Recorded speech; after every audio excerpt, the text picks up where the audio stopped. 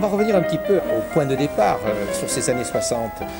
Il me semble qu'à ce moment-là, l'engouement des jeunes pour l'espace, pour la construction de fusées, pour vous, ça a compté. Vous étiez de ceux-là, vous nous racontez un petit peu cela. Un beau jour, dans mon cours de physique, en 62, je n'ai eu marre de parler de la machine à vapeur. Ah. J'ai récupéré les notices de la NASA et donc je leur ai donc parlé de la fusée Atlas. Et depuis ce jour-là, on n'a fait plus que ça en cours de physique-chimie, et d'autre part, on a créé évidemment un club scientifique. Donc, je dirais rapidement, personnellement, je suis un peu tombé dans ce bouillon.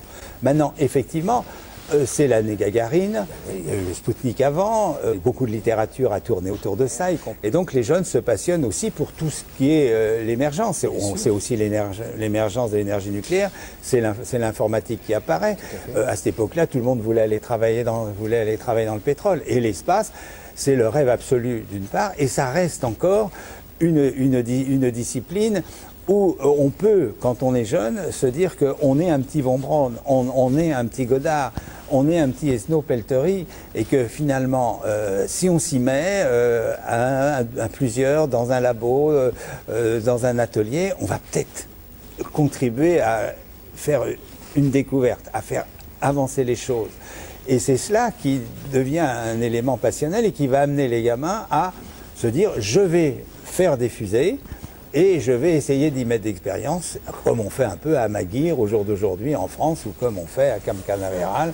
Donc, en effet, ça va être un élément de mobilisation très forte pour mettre en place des clubs qui se donnent des perspectives de participer à la connaissance scientifique. Et pas mal de ces jeunes-là se sont retrouvés effectivement dans cette mouvance, le CNES, et sont devenus ingénieurs et ont même eu des responsabilités importantes dans le développement spatial de la France et de l'Europe.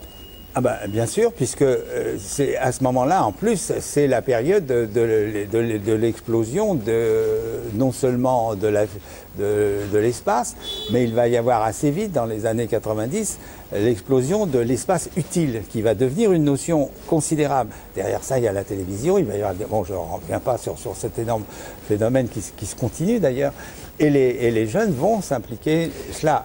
Et ça aura surtout comme phénomène dès les années 60, que, en effet, le CNES, mais des grandes entreprises comme la SNPE à l'époque, comme l'aérospatiale, comme le Matra, bien évidemment, vont venir ici voir comment cette pépinière de jeunes qui sont dans l'université ou qui sont avant, car nous, en tant qu'association, on va très vite vouloir descendre vers les plus jeunes, vont pouvoir venir recruter, entre guillemets, des passionnés qui vont rejoindre leur entreprise.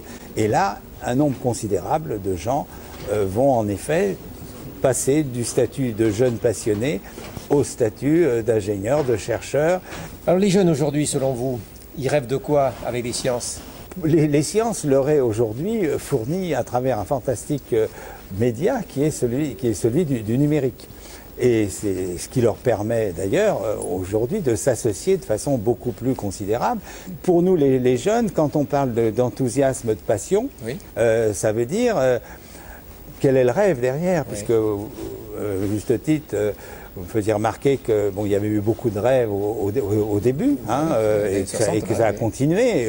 Bon, aujourd'hui, ils sont soumis simplement à une transformation que l'on voit comme étant une de nos responsabilités éducatives, c'est que la science est prométhéenne dans les années 60, et on le voit, on le pense, elle s'est dit que finalement le développement scientifique est quelque chose qui est au service de l'homme, voire de l'humanité, et qui va apporter des améliorations, va permettre de régler des problèmes dont un certain nombre d'ailleurs sont réglés, problèmes sanitaires, problèmes de transport, problèmes de nutrition, peut-être aussi de pacification, etc., d'esprit entre les hommes. Et donc les sciences, c'est bon, c'est bien, on y va, et ça se corrigera. Aujourd'hui, nos sociétés, parce qu'elles ont peut-être un peu raté un certain nombre de rendez-vous, je ne sais pas l'objet de les citer, fait que elles sont non plus faites pour aider l'homme, mais en fait pour mettre en cause l'existence de l'humanité humaine par les nuisances, par les risques qu'elle lui ferait apporter. C'est-à-dire qu'on part d'un bonheur total à un risque de destruction totale. Et il est vrai que les gamins... C'est ça la vérité. Alors la vérité, c'est pas du tout ça. La vérité, c'est qu'il faut reprendre précisément, remettre en marche les connaissances et leur usage, et tout d'un coup faire que l'esprit est un esprit qui sait faire le bon choix entre ce qui est la créativité, l'imagination, et de l'autre côté, la prise de risque.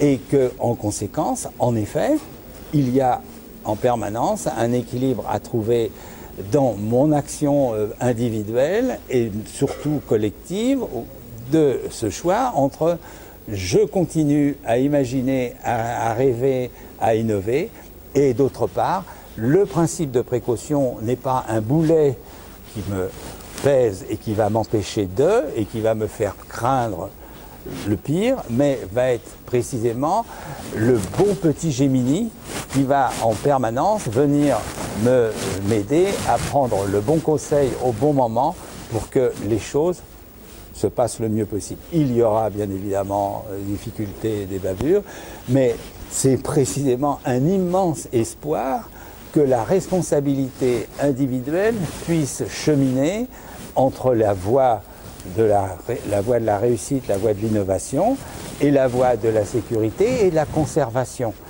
Et l'histoire est pleine de ces grands événements qui ont été surmontés. Je pense que celui qui se présente aujourd'hui n'est pas sûrement le pire si on regarde notre passé. Quant à l'avenir, nos jeunes vont construire le leur. Je crois énormément aujourd'hui que notre travail, nous, d'éducation, de mise en œuvre des jeunes, c'est précisément aujourd'hui vers la catégorie, je dirais, des 10-15 ans que nous devons œuvrer, car eux, ils ont vécu non pas l'arrivée du numérique, ils sont nés avec le numérique, et ça change déjà tout, et on le voit très bien dans les usages qu'ils en font, que ceux-ci sont devenus un élément de valorisation de leur vie personnelle et collective, avec de toute façon de temps en temps sans doute quelques dérives un petit peu autistiques, mais ça fait partie de la règle du jeu, ça fait partie des choses à corriger. Mais je pense que c'est vraiment vers eux que l'on doit faire toutes nos prétentions d'éducation collective par le projet, par la réalité, et puis derrière ça, qu'ils croient et qu'ils fabriquent leur bonheur avec nous. Merci beaucoup Jean-Claude Guémenon. Merci Claude.